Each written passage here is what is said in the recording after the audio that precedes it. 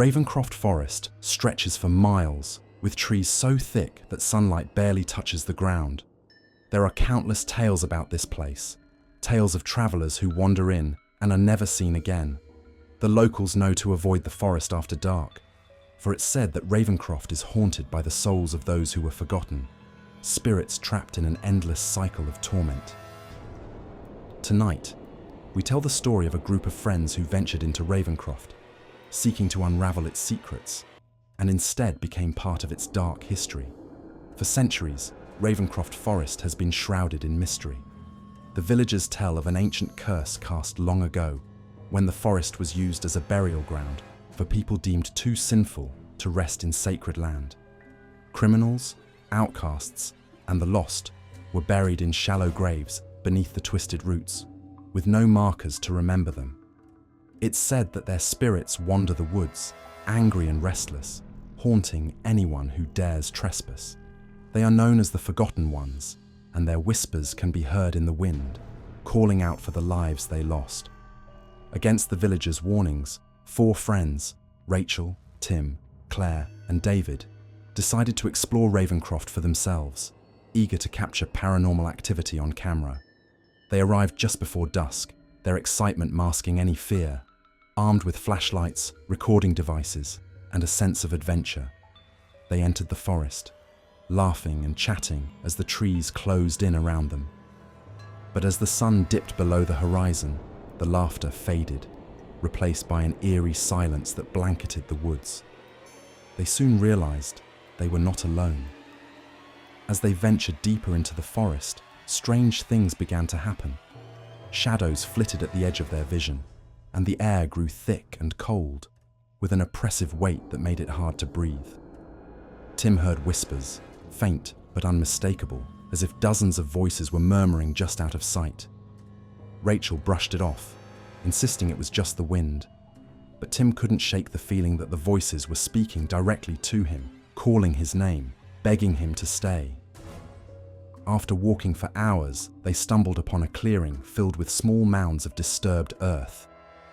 The friends realized, with a chill, that they were standing in an old burial ground. Dozens of graves stretched out before them, each one marked only by a rough stone or broken branch.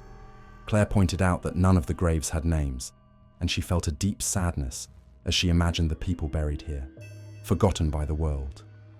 As they stood in silence, a low, mournful wail rose from the earth, and the ground beneath them began to tremble. Panicked, the friends tried to leave the clearing, but as they turned to go, ghostly figures began to materialize around them. Pale and translucent, with hollow eyes and twisted expressions, they reached out with bony hands, their mouths moving soundlessly. One spirit, a woman with sunken eyes and tattered clothing, locked her gaze on David, her face twisted in pain. She mouthed words he couldn't hear, but her anguish was unmistakable. He tried to back away, but the ghostly figures closed in, surrounding the group, blocking their path. Desperate to escape, the friends ran through the forest, their flashlights flickering, shadows moving around them. Suddenly, Rachel tripped over something in the dark. When she shone her light down, she saw a small doll lying in the dirt, old and worn. As she lifted it, she heard a child's laughter echoing through the trees, high-pitched and haunting. She looked up to see the spirit of a young girl standing nearby, clutching her arms as if she were cold. The child stared at Rachel, her expression pleading, and whispered, "Help me." Before Rachel could respond, the child vanished, leaving only the echo of her voice. Each of them began to feel an icy sensation on their skin, as if invisible hands were touching them. When they looked down, they saw faint handprints forming on their arms and necks, marks left by the spirits. Claire screamed as she felt fingers tightening around her throat, cold as death. Tim tried to pry the invisible hands off her, but his own arms were grabbed by unseen forces.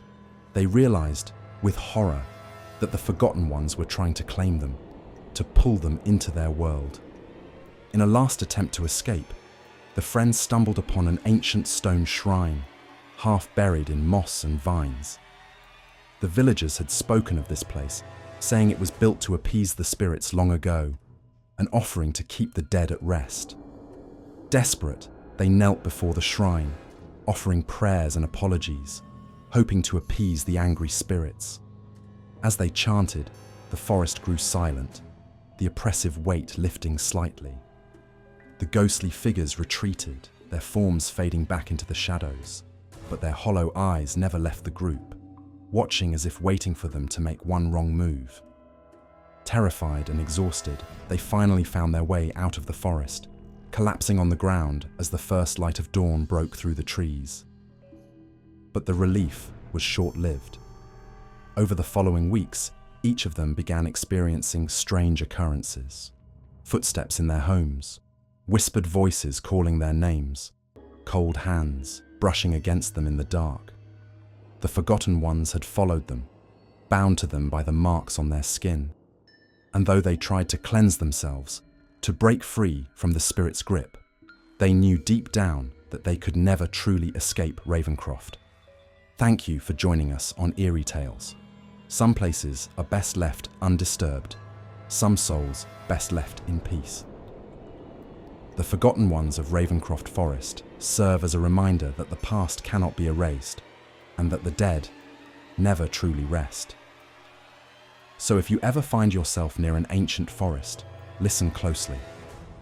You may just hear them calling, waiting for someone to join them in the shadows.